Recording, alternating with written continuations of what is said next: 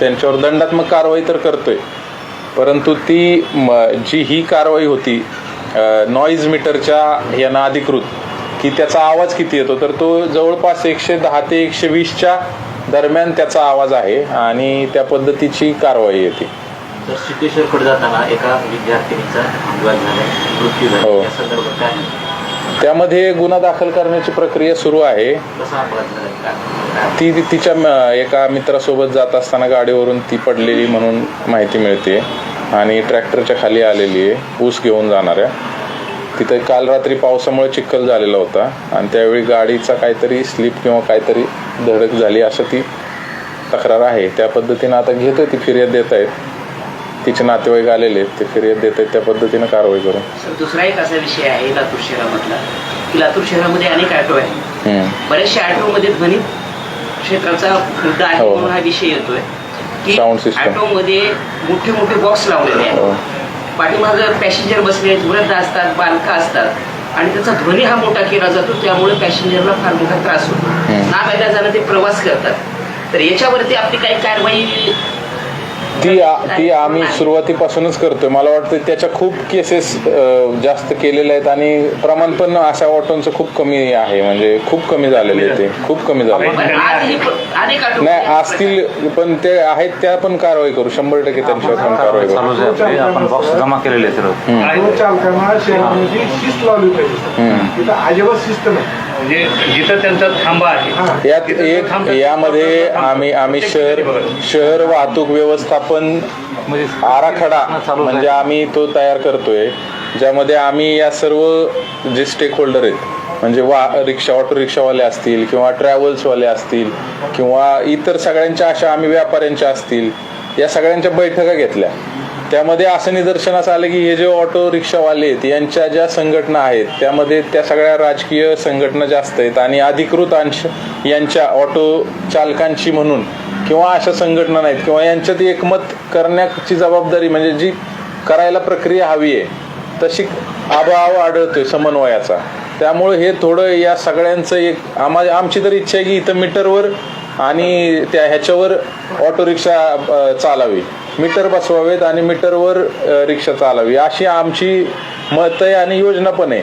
परंतु ती यांना एक्झिक्यूट करण्याकरता यांचे जे समन्वय व्हायला पाहिजे, कारण संख्याच इतक्या मोठ्या प्रमाणात आहे आणि कोण एकाला सांगावं का त्या पूर्ण संघटना म्हणून करायला तयार आहे, परंतु राजकीय हस्तक्षेप नाही राजकीय हस्तक्षेप नाही म्हणत मी, संघटनात्मक त्यांची बांधणी नाहीये की म्हणजे ज्या संघटना आहेत त्या अशा ज्या म्हणजे काय म्हणतात त्याला एक्झिक्युटिव्ह आणि ज्या निर्णय घेतील आणि त्याचं सगळेजणच ऐकतील की आम्ही एक हिथं बसवले 10 संघटनांना आणि त्या 10 संघटनांनी सांगितलं आणि शहरातल्या 8,000 ज्या रिक्षा चालत आहेत 12,000 त्या रिक्षांनी ऐकलं, अशी परिस्थिती नाहीये.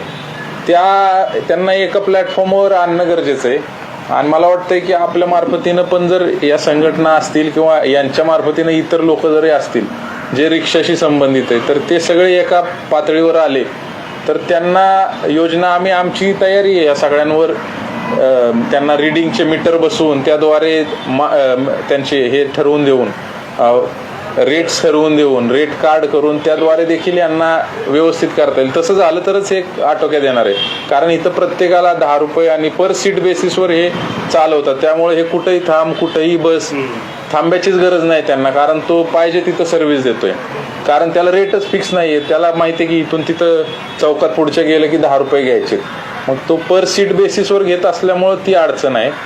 जर रेट यांचे व्यवस्थित ठरवून दिले, आमची तर तयारी आहे RTO आणि आमच्या डिपार्टमेंटची मिळून यांना रेट आणि सगळं फिक्स करायची, थांबे अधिकृत करायचे. आम्ही ते थांबे देखील वाढवून त्यांची कॅपॅसिटी देखील कशी वाढवता येईल, डबल कुठल्या ठिकाणी करता येतील, सिंगल कुठल्या ठिकाणी करता येतील याचं देखील आम्ही नियोजन लावलेलं आहे. आणि अधिकृत थांब्या व्यतिरिक्त इतर थांबे ते देखील आम्ही ऑन रेकॉर्ड घेतलेले आहेत आणि त्याचा देखील प्रस्ताव महानगरपालिकेकडं आणि माननीय SP सरांच्या थ्रू कलेक्टर मॅडमकडे देखील आम्ही तो सबमिट केलेला आहे. तर त्याच्यावर देखील काम चालू आहे. मात्र तो एक मुद्दा राहतो की संघटनात्मक लेवलला समन्वय होऊन एका लेवलला येऊन ह्यांनी सगळ्यांनी ठरवायचं. असं तो ती अडचण येते, ती अडचण येते आम्हाला. कारण ऍक्सिडेंटचे प्रमाण लातूर शहरामध्ये जास्त वाढलेले आहेत. व्यवस्थापन जर व्यवस्थित नसल्यासारखं असं जनतेमध्ये चर्चा आहे.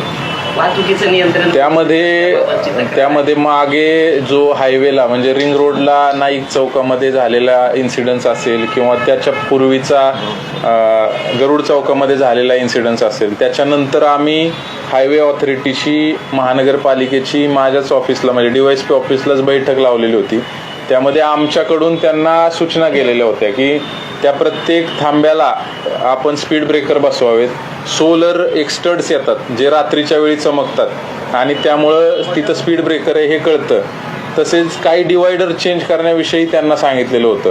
तर त्या पद्धतीनं त्यांनी गरुड चौकातून जो पलीकडे जाणारे क्रॉस करणारे लोक आहेत त्यांच्यासाठी सेपरेट डिवायडर पुढच्या बाजूला दिला. तसेच आमची अजून एक मागणी होती की जो आपला राजीव गांधी चौक आहे त्या ठिकाणी आम्हाला 2 ठिकाणी पॅरलली पॉईंट द्यायला लागतो, कारण 2 डिवायडर झाले होते. एक सह्याद्री हॉस्पिटलकडून येणाऱ्या रोडला एक डिवायडर झालेला होता, त्यामुळे तिथं क्रॉस गाड्या घालण्याचं प्रमाण जास्त होतं. तर आम्ही तो देखील बंद करून घेतला आणि त्याच्याऐवजी रेस्ट हाऊस समोर असा तो एक डिवायडर ओपन करून घेतला. त्यामुळे तिथली देखील वाहतूक सुधारलेली आहे. आणि माझ्या अंदाजाने गेल्या 2 महिन्यामध्ये म्हणजे लास्ट तो नाईक चौकातील ऍक्सिडेंट झाल्यानंतर त्या सर्व रोडला आता हे बसून घेतलेले डिवायडर झालेले आहेत सर्वच हायवेला रिंग रोडला. अजून आमची याच्या पुढे जाऊन अजून एक आम्ही करतोय की आम्ही वाहतूक चौक्या शहरामध्ये विविध ठिकाणी उभ्या करण्याच्या प्रयत्नात आहोत, जेणेकरून ती जी छत्री असते की एक छोटी गोल चौकी ज्यामध्ये एक पोलीस उभा राहू शकतो, बसू शकतो, गर्दीच्या वेळी दिवसा उन्हाचा पावसाचा तो त्या ठिकाणी थांबू शकतो, अशा अनुषंगाने देखील आमची त्या काम चालू आहे. आणि लवकरच त्यामध्ये यश मिळेल आणि लवकरच त्या शहरामध्ये जवळपास 15 ते 20 ठिकाणी आमचं बसवायचं नियोजन आहे. तर त्या देखील बसवल्या तर त्या ठिकाणी आम्हाला पोलीस पण देणं सोपं होणार आहे. ब्लॅक फिल्मिंगच्या वगैरे गाड्या आपण पकडून दंड करतोय. ब्लॅक फिल्मिंगच्या पण गाड्यांवर दंड चालू आहे. आता सध्या थार नावाची जी गाडी आहे जवळपास आपल्याकडे एक 20-25 गाड्या अशा आहेत की सर्रास ब्लॅक फिल्मिंग लावून फिरत असतात शहरामध्ये. आम्ही त्याचं डायरेक्ट आता त्या दिवशी आम्ही स्वतः ट्युशन एरियामध्ये फिरणाऱ्या 2 गाड्यांचं फिल्मिंग काढलं आणि त्या गाड्यांवर दंड देखील मारलेला आहे. थांबल्या मिळाल्या की कारवाई 100% होईल. आपण काय करतो, कारवाई करतो, दंड करतो, पुन्हा सुधारतो. ही लोक काम आमच्याकडे पैसा भरपूर आहे, का कारवाई करा बघू पण. हो साहेब बरोबर आहे का? आता ट्रॅफिकचे लोक शिवाय चुकत चुकत नसतात, फोन काढतो चुकीचेच आणि फोटो काढत होता. म्हटलं तुम्ही ड्युटी करू नका, काय करू एक दिवसात तिथं म्हणून सांग. आणि त्यांना काय होतं झालं तेवढंच काम मोबाईल बोलत शिवाय चुकत राहत. एका महिलेची तक्रार घेत नसल्याचा व्हिडिओ व्हायरल झाला. हो सर, गांधी चौक पोलीस स्टेशन. त्याच्यानंतर सांगतो पुढचं की जे राजकीय लोक असतात किंवा काही लोक असतात त्यांना मात्र सरळ एंट्री आणि त्यांचे लोक सरळ मध्ये असतात. सामान्य लोक आमच्या पोलीस स्टेशनला तुम्ही दार बघितलेत का कुठं आहेत म्हणून? की आमच्या पोलीस स्टेशनचं दार बंद झालंय आणि लॉक राहते कुठं लॉक राहतं? कुठलं पोलीस स्टेशन लॉक राहतं? पोलीस स्टेशनला कुठलं लॉक राहतं? कुठं लॉक राहतं? तिथं फक्त लॉक म्हणण्यापेक्षा ते ओढून एवढ्यासाठी घेतात की ते प्राणी रात्रीच्या आसराला आत येतात आणि घाण करतात, त्यामुळे ते गेट ओढून घेतात. मात्र लॉक कोणासाठीच नाही पोलीस स्टेशन. कायदा आणि सुव्यवस्था, लातूर शहरातली कायदा आणि सुव्यवस्था व्यवस्थित राहण्यासाठी काय नियोजन काय केले? त्या दिवशी SP सरांची देखील प्रेस कॉन्फरन्स झाली आणि सरांनी देखील या मुद्द्यावर सर्व सविस्तर सांगितलं. आमची देखील तीच भूमिका आहे. मी ऑगस्ट 2025 मध्ये लातूर शहराला DYSP म्हणून जॉईन झालेलो आहे. त्यावेळची गुन्ह्याची पेंडन्सी आणि आत्ताची गुन्ह्याची पेंडन्सी, रेकॉर्डवरील जे गुन्हेगार आहेत त्यांना पकडण्याचं प्रमाण, त्याबरोबर नवीन हिस्ट्री शीटर म्हणजे जे गुन्हेगार आहेत त्यांना रेकॉर्डवर घेणे, त्यांची हिस्ट्री शीट ओपन करणे, त्यानंतर त्यांची हद्दपारी करणे, जी प्रिव्हेंटिव्ह ॲक्शन जी आता आपल्याला सांगितलं प्रिव्हेंटिव्ह ॲक्शन सेल जो सुरू झालेला आहे त्या अंतर्गत शहरातील प्रिव्हेंटिव्ह ॲक्शन झालेली आणि रेकॉर्डवरील गुन्हेगारानं केलेले गुन्हे यांचं प्रमाण जर तुलनेनं, आता मी आकडेवारी घेऊन नाही आलो, नाहीतर ती देखील आपल्याला देतो सिटी डिव्हिजनची, त्यामध्ये रेकॉर्डवरील गुन्हेगारांनी गुन्हे करण्याच्या प्रमाणामध्ये निश्चित घट झालेली आहे.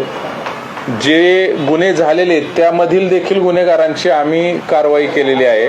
किंबहुना एखादा गुन्हेगार जेलमधून सुटला तर त्याला त्याच दिवशी पोलीस स्टेशनच्याकडून त्याला ताब्यात घेतलं जातं आणि त्याच्यावर प्रिव्हेंटिव्ह ॲक्शन केली जाते. इथपर्यंत आमची तयारी आहे. प्रिव्हेन्शन आणि त्यानंतर त्याचं पुढचं असतं ते त्याला हद्दपारी एक्सटर्नमेंट. तर या दोन्ही स्तरावर काम सुरू आहे. अजूनही त्यात सुधारणा करण्यास खूप स्कोप आहे आणि तो देखील आम्ही नियोजित केलेला आहे. खास करून आता हे नाकाबंदी ज्या प्रेझेन्स पोलिसांचा अपेक्षित होता त्या अनुषंगाने देखील नियोजन लावलेलं आहे आणि शहरातील वेगवेगळ्या भागात सरप्राईज नाकाबंदी असेल किंवा रात्रीचं कोम्बिंग असेल तर हे देखील आम्ही हाती घेतलेलं आहे आणि त्याद्वारे देखील जो पोलिसांचा वावर अपेक्षित आहे तो निश्चित शहरामध्ये आपल्याला दिसून येईल. या पुढील काळात देखील कंटिन्यू दिसून येईल. गुन्हेगारांची भेंड वगैरे काढली ते आम्ही बघितलं पण त्याच्यासोबत जे आपले पोलीस सहकारी जे बोलत असतात असं वाटत होतं की त्याला फिरवत म्हणजे त्यामध्ये देखील चर्चा आहे. म्हणजे कसं आहे त्याची भेंड तर काढतात पोलीस हसत खेळत बोलतात दिसलं प्रत्यक्षात. त्याच्यामुळे त्याच्या संदर्भात जरा थोडंसं काय आहे का सुधारणा खांद्यावर हात टाकून म्हणजे ते दिसून आलं काय गोष्टी कायद्यानं सांगितल्याप्रमाणे आरोपीला वागणूक जी द्यायची हे आहे त्याच्यात पण काही गोष्टी आहेत. असं नाही की आम्ही त्याला खांद्यावर हात टाकला म्हणजे तो मित्रासारखा फिरवतो. त्याला पकडण्याच्या पद्धती आहेत. आता प्रत्येकालाच हातकडी घालता येत नाही. हातकडी होती पण ते भेंड शब्द होता ना त्याच्यामुळे ते कसं दिसलं. शाळेत ज्या मुलं आहेत ना ती स्कूटी वापरतात त्याच्यावर काय कारवाई करणार आहे त्याबाबत स्कूटी ते एक आता मोहीम आम्ही सोबत आता घेतोय याच्यानंतर की जनरली ज्यांच्याकडे लायसन्स नाही किंवा 18 वर्षाच्या खालील मुलांना तर एकतर मोटरसायकल गिअरची मोटरसायकल वापरण्याचा अधिकार नाही आहे आणि त्या पद्धतीनं जो कोणी गाडी चालवायला देत असतील त्या पालकांवर गुन्हे दाखल करण्याच्या तरतुदी आहेत आणि त्या पद्धतीनं गुन्हे दाखल करण्याची मोहीम आम्ही पुढील काळात घेतोय. MIDC पोलीस स्टेशन आहे मात्र 5 नंबरचा जो रोड आहे JSPM कॉलेज वगैरे तिथे असं घटना घडतात. तर एक चौकीचं दिली म्हणजे ऑटोवाल्याला ड्रेस नसते. हा ऑटोवाल्यांच्या ड्रेसच्या बाबतीत पण सांगितलंय का हे सगळे ऑटो तसलेच आणून लावले. चालूच आहे. रोज कारवाया चालू आहेत. रोज 5 ते 25 फ्रंट सीटला जर सर असेल आपल्याकडे ते ऑटो चालतं. आता तुमचा कर्मचारी कुठे रस्त्यावर दिसला की तेवढं उतरायचं तू पुढे ये म्हणायचं. कर्मचारी पासून पुढे गेले की परत बसवायचं. हे आम्हाला सगळं लक्षात येते पण आम्ही बातम्या केल्या ना तुम्ही काय म्हणता ऑटोवरती QR कोड होते दिले होते ते बऱ्याचशा ऑटोवाल्यांनी ते काढूनच टाकले. कोडचं स्कॅनिंग करायची पण आदेश दिलेले आहेत ते देखील करतोय. हजारो ऑटो चालतात त्या ऑटोचं कुठेच जर नोंद नाही मग त्याच्यामध्ये गुन्हेगारांचे प्रकार परवाना नसलेले वगैरे ऑटोवर सगळे ऑटोवाले सगळे ड्रिंक केलेले राहतात आणि आवाजाचा पैसे उपयोग बरं का लोकांकडे. एका ऑटोमध्ये कमीत कमी 15 लोक असतात एवढे कोंबलेले एवढे खतरनाक लूटमारी कारण त्यांना जायचं असतं भरपूर इकडं 2 इकडं 2 पाठीमागं त्या 3च्या ठिकाणी 4-5 वेगळा प्रश्न आहे. पेट्रोल पंपवाल्याचे डिझेलचे आणि दिलं त्यामुळे गाड्या तुमच्या काही बस नसतात. ते SP कार्यालय आपल्याला त्या भावाचं. गणेश कदम साहेब गेल्यापासून इथे पूर्ण ही झाले म्हणजे तुमचं जे नियोजन आहे ट्रॅफिकच्या बाबतीत गंजगोलाई